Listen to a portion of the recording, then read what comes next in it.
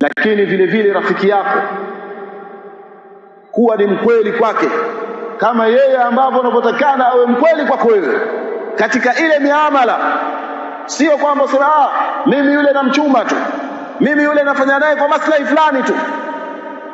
Ile jambo ambalo kwa sila sawa, kwa sababu siku zote almar'u ala dini khalilihi falyanzur ahadukum man yukhalil.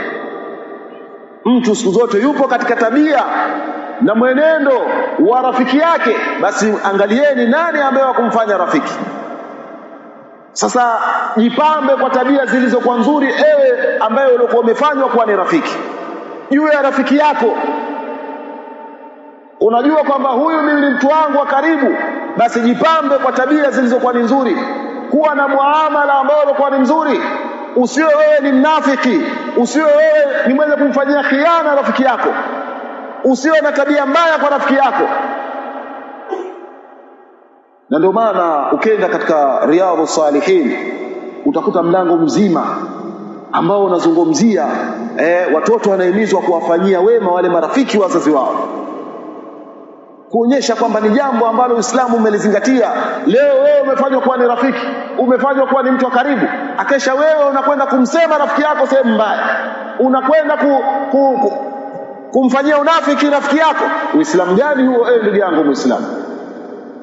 Kadhalika wanawake na wao vile vile, ikiwa kwamba wewe kuna mwanamke fulani amekufanya shoga yako ndio mwandani wake, basi jitahidi kwamba uwe na muamala ambao ulikuwa ni mzuri kwake, amiliana naye katika hali ambayo ilikuwa ni nzuri.